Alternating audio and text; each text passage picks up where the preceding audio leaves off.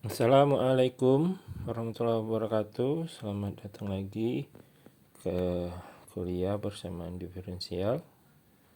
Hari ini kita akan membahas persamaan diferensial orde 1 yang linear, ya.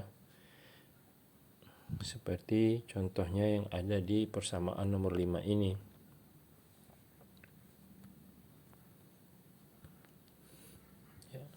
Di mana 4 ditambah T kuadrat yang dijumlahkan dikalikan dengan turunan Y terhadap dt ditambah 2 kali T Y sama dengan 4T, ya. Apabila kita perhatikan bahwa orde tertinggi di sini adalah orde ke-1 karena yang adalah turunan pertama dari Y terhadap T. Dan kita lihat di sini baik Y ataupun turunannya hanya dikalikan dengan konstanta atau variabel lain yang bukan Y, ya. Oleh karena itu ini termasuk sebuah persamaan diferensial yang linear.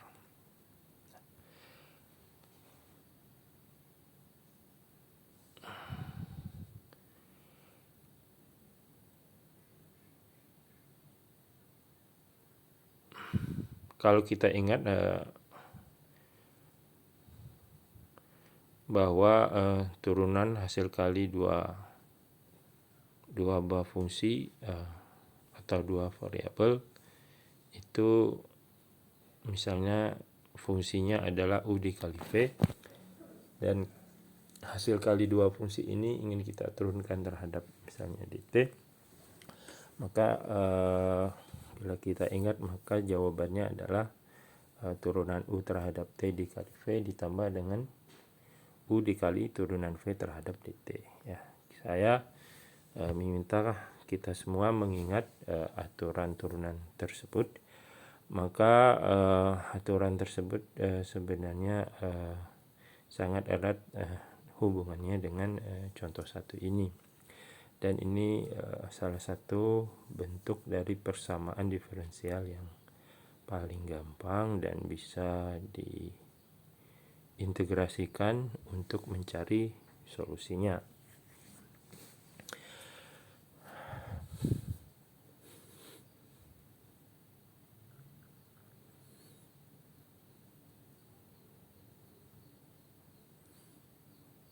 Pertama kita melihat bahwa sisi kiri dari persamaan 5 itu sama dengan turunan dari perkalian dua fungsi di mana U-nya adalah 4 ditambah T kuadrat dan Y-nya adalah V-nya adalah Y, ya. Nah, ini bagaimana bisa sampai seperti itu? Ini hanyalah kepandaian kita melihat situasinya, ya. Misalnya kita di persamaan 5 itu ada 2T dikali Y. Makanya kita menduga bahwa ada T kuadrat di sana.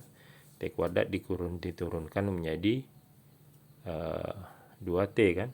Nah, kalau 4 diturunkan terhadap waktu itu kan 0. Jadi kita misalkan yang di sebelah di item yang bagian pertama, ya. Yang pertama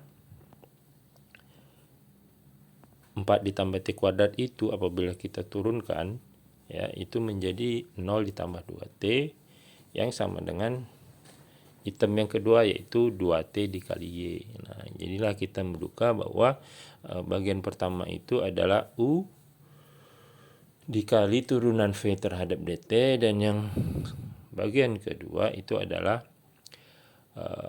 turunan du dt dikali dengan V-nya, ya. Seperti itulah. Maka kita mengambil kesimpulan U-nya adalah 4 ditambah T kuadrat dan Y-nya adalah V, ya.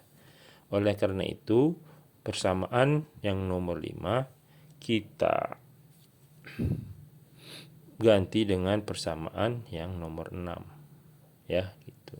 Nah, persamaan 6 ini sudah menarik karena kita sudah punya menghilangkan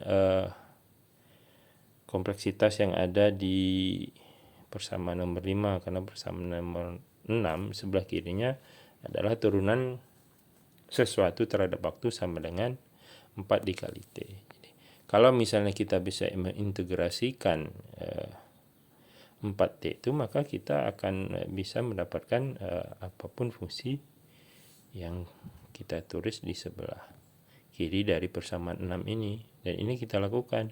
Integral dari 4T itu adalah 2T kuadrat ditambah C. Ya. C ini diperlukan karena kita tahu turunan C yang konstanta itu sama dengan 0. Maka kita perlu memasukkannya. Nah, sehingga kita mendapatkan 6, dari 6 menjadi 7. Nah, setelah 7 yang kita cari memang hanyalah Y sama dengan berapa kan. Nah, sehingga kedua sisi ini kita bagi dengan 4 ditambah T kuadrat. Sehingga kita mendapatkan persamaan 8. Ya, ini memang satu persamaan diferensial yang dengan sedikit pengamatan bahwa kita sudah bisa melihat bentuk persamaan dari 5 ke 6. Ya, tentunya tidak semua persamaan diferensial itu seperti ini. Ya, tidak semuanya.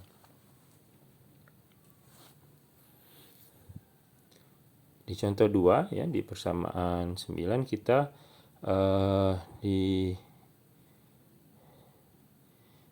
ada sesuatu persamaan di 9 ini adalah D per dt ditambah setengah Y sama dengan setengah E T pangkat 3. Nah, bisakah kita langsung saja menulis bentuk ke-6-nya misalnya? Silakan, mungkin Anda bisa menemukannya, tetapi di contoh 2 ini ya, kita dengan saja mengalihkan seluruhnya, sisi kanan dan sisi kiri itu dengan sebuah fungsi yang kita sebut mu, atau mu yang merupakan fungsi dari T ya. Ini masih penting, ini penting sekali bahwa mu-nya bukan dari tidak tergantung pada Y. Ya, mu adalah fungsi dari T.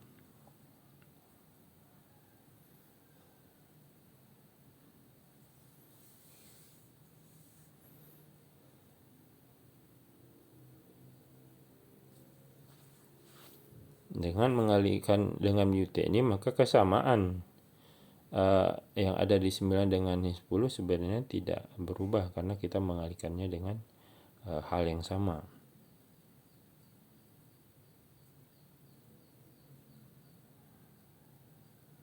Ketika mencari dalam bentuk persamaan 10 ini, sebenarnya kita menggunakan ilmu yang sama dengan contoh 1. Kita pengen mencari apakah fungsi mu itu, sehingga kalau kita turunkan mu dikali Y, kita akan mendapatkan ujung-ujungnya bentuk yang mirip dengan bentuk persamaan nomor 6 tadi di contoh yang 1 ya.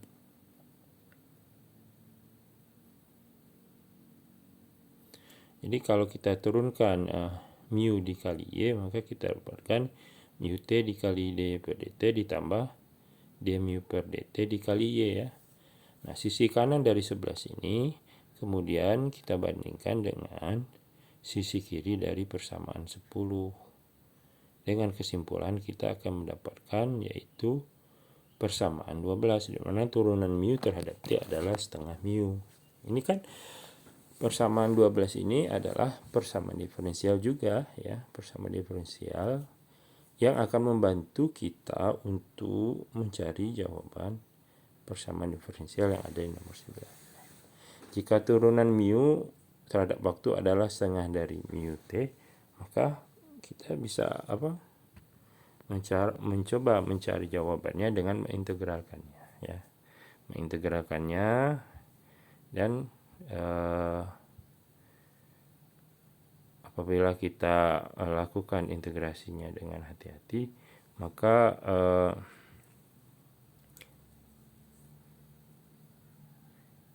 pertama kali yang kita lakukan adalah dengan membagi persamaan 12 tadi ya dengan mu, sehingga kita mendapatkan persamaan 13 bahwa turunan dari ln mu itu sama dengan setengah. Kenapa? Karena kita ingat bahwa turunan dari ln absolut mu itu adalah sama dengan 1/mu ditambah turunan mu terhadap waktu ya. Jadi oleh karena itu kita akan mendapatkan mu t-nya adalah seperti yang ada di dalam persamaan 14. Nah, ketika kita mendapatkan mu t ini apa, maka kita bisa kembali lagi ke persamaan 10. Dari persamaan 10 ini kita masukkanlah nilai mu. Sedemikian rupa nanti kita akan mendapatkan persamaan 15. Ya, kalau kita masukkan mu-nya persamaan 15. Persamaan 15 ini tidak lagi melibatkan konstanta C kecil ya, karena di kanan kiri kan nanti ada C sehingga saling bisa kita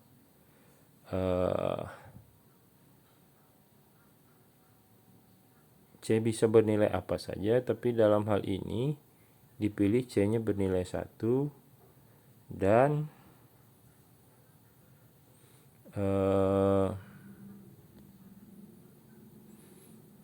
kita bisa mendapatkan ekspresi yang lebih sederhana seperti ini ya. Kemudian dari persamaan 15 ini akhirnya kita akan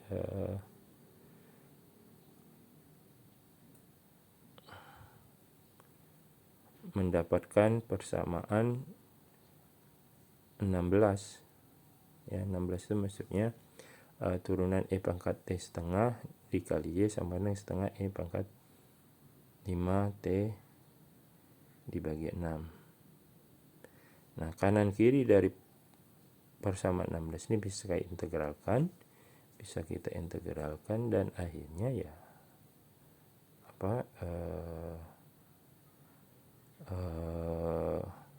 kita bisa mendapatkan persamaan Y18 ya. Dan kemudian dari 18 ke 15 ini itu sebenarnya kita memerlukan informasi salah satu titik yang dilewati oleh kurva Y ini. Dalam hal ini pada T sama dengan 0, Y itu bernilai 1. Sehingga kita akan mendapatkan persamaan yang 19. Ya. Nah, grafiknya bisa kita lihat di gambar 2.1.1 ya. Yang garisnya hijau itu adalah persamaan yang nomor 19. Nah,